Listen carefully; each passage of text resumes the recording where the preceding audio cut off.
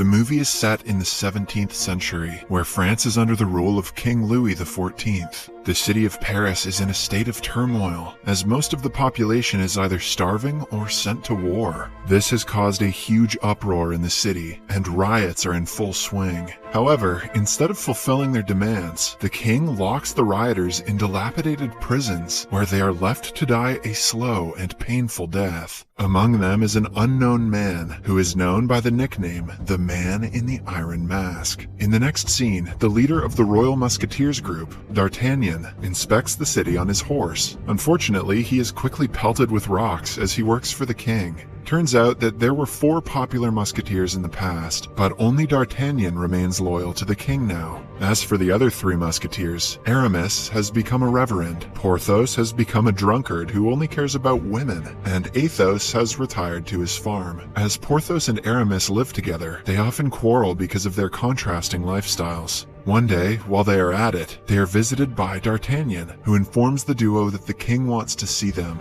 Elsewhere, Athos hands his son, Raoul, his wife's ring, so that he can propose to his girlfriend. Turns out that Athos's wife died long ago, and his son wants to become a musketeer, just like him. The scene then cuts to the royal palace, where the king is briefing his generals about an upcoming war. Just then, one of his consultants, Pierre, informs him about the riots in the city. He also suggests they distribute the food from the army reserves so that the riots will stop. However, King Louis orders him to distribute rotten food instead. Meanwhile, Aramis arrives at the palace, and the king welcomes him warmly. The king then orders Aramis to find the leader of the Jesuits, who has been causing civil unrest. Not only that, he also orders the former musketeer to eliminate the so-called traitor in the name of God and France. Aramis is hesitant about the plan, but he has no choice but to agree. Meanwhile, a special occasion is about to take place inside the palace, and several people have arrived to be a part of it. Among the crowd, Raoul is with his girlfriend, Christine. As the duo is walking, the king spots Christine from afar and gets smitten by her instantly. He then organizes a game and separates Raoul from his girlfriend, just as he is about to propose. As everyone is busy with the game, the king draws Christine near his palace and tries getting close to her. However, Christine lets him know that she is faithful to Raoul. Despite this, the king attempts to kiss her, but just then, they are distracted by D'Artagnan, who has been watching them closely from nearby. Suddenly, a Jesuit spy comes running to assassinate King Louis, but D'Artagnan manages to eliminate him with his insane sword throw. The king is taken aback by the incident, while Raoul quickly takes Christine away. That night, D'Artagnan finds out that Raoul has withdrawn his application from the Royal Musketeer selection. Confused, he visits Athos to find out the truth, but the latter is also oblivious. Soon, Raoul arrives dejected and informs the duo that he couldn't propose to Christine, and now he has been drafted for war against the Dutch. This enrages Athos, who suspects the greedy king of sending away his son so that he can have Christine all to himself. D'Artagnan also feels sorry for the young man and assures Athos that he will speak to the king. In the next scene, a horde of rioters attack the palace for distributing rotten food. As things get out of control, the musketeers get ready to fire at the rioters. However, D'Artagnan stops them from doing so and confronts the angry mob all alone. He then flexes some of his sword moves and gains the crowd's trust. After this, he vows to everyone that he will get them food soon, and hearing this, everyone disperses in an orderly manner. Later, he enters a secret passage inside the palace and informs the king that fresh food has to be delivered to the mob.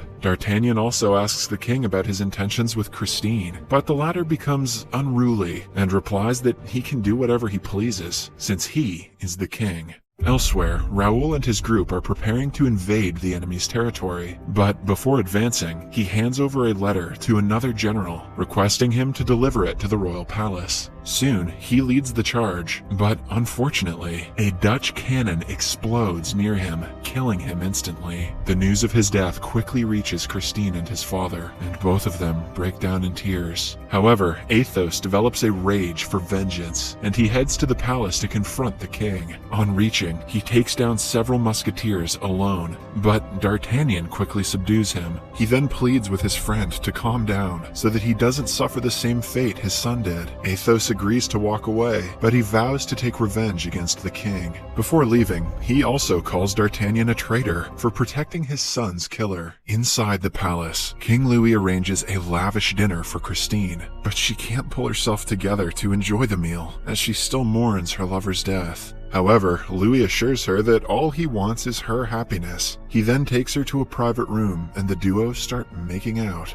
Meanwhile, Aramis gathers his old musketeer friends inside the catacombs of Paris and briefs them about his secret mission. He reveals that King Louis has assigned him to track down and eliminate the Jesuit leader before he can cause any more riots. However, the only problem is that he is the Jesuit leader himself. The revelation stuns his friends, but Athos and Porthos quickly agree to support his plans. On the contrary, D'Artagnan refuses to help them, as he is loyal to the king. Hearing this, Athos bursts in anger and confronts D'Artagnan that if they ever cross paths again, he will not hesitate to kill. In the next scene, we are taken to the prison of Bastille, where the man in the iron mask is peeking at the open sky, wondering when he'll be out. Meanwhile, the three musketeer friends arrive there on a boat, disguised as foreigners. Aramis pretends to be a priest, and he manages to enter the prisoner's cell to read his monthly prayers. Turns out that he's carrying a corpse, who's wearing an iron mask, similar to that of the prisoner. Aramis then hides the boy inside his body and calls out to the guards, telling them that the prisoner died of a plague virus. Scared, the guards immediately burn the corpse, leaving no trace behind. Following this, the group carefully escapes the place and reaches a countryside house.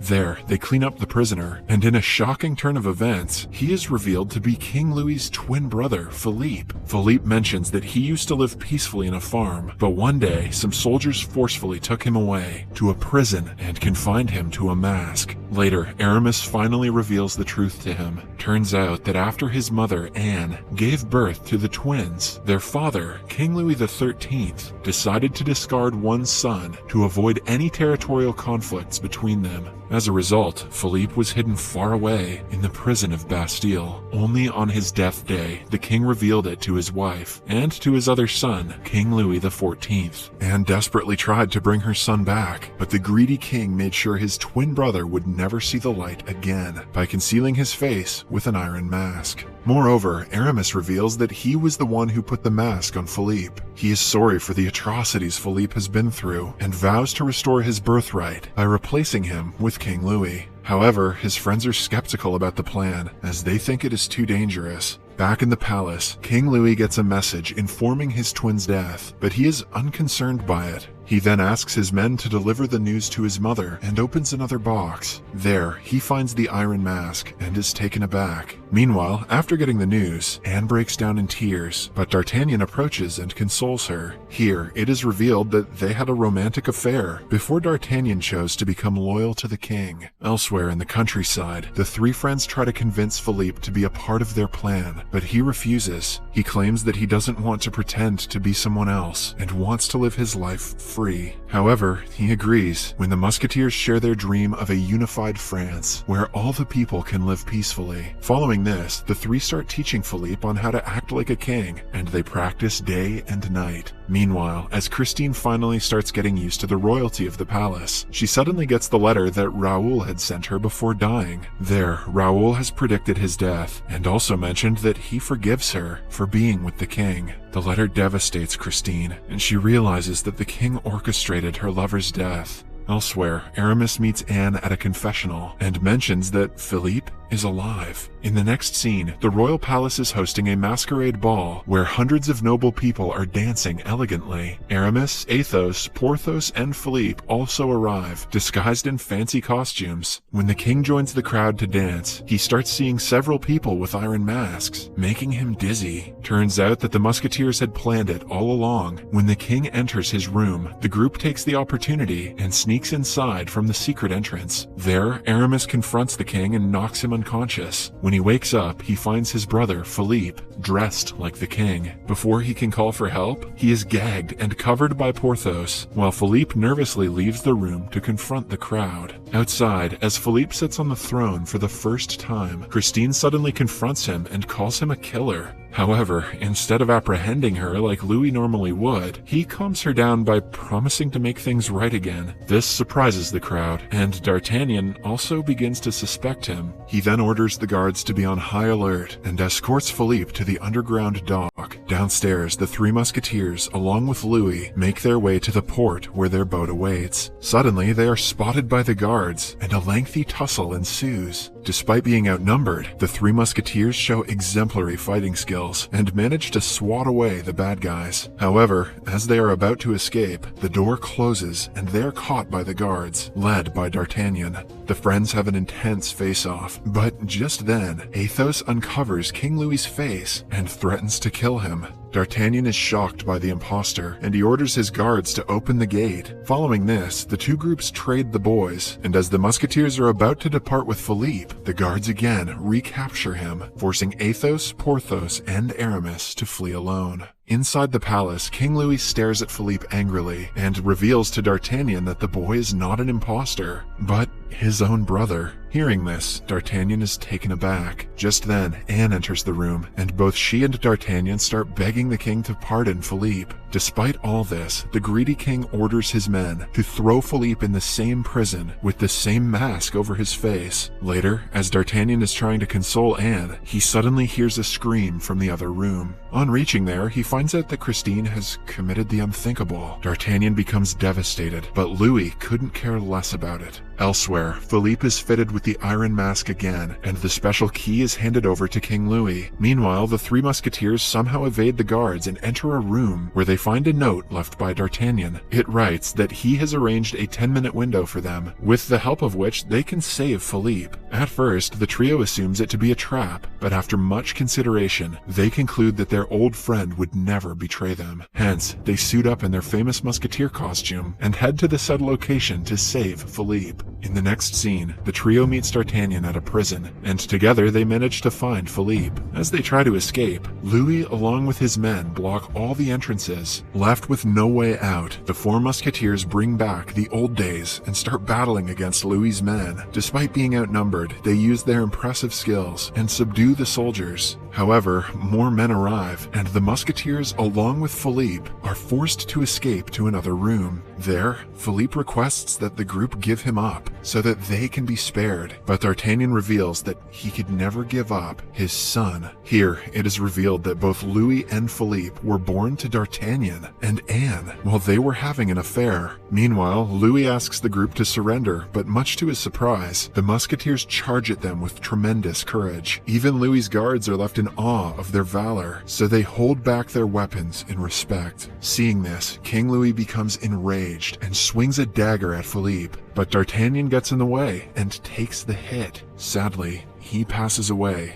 among his friends, sons, and army generals. Philippe is left devastated, but soon he swaps clothes with his brother and puts him in an iron mask. He then orders the guards to take the impostor away and announces that Aramis, Athos, and Porthos are his new royal advisors. In the final scene of the movie, King Philippe, disguised as King Louis XIV, along with the three musketeers, attend D'Artagnan's funeral. There, Philippe approaches Athos and expresses his desire to be his son, and the latter gladly agrees. The movie ends as it is revealed that after Philippe took over, France became a prosperous nation. Subscribe for more videos like this, turn on notifications, and leave a like to help the channel out. Thank you for watching.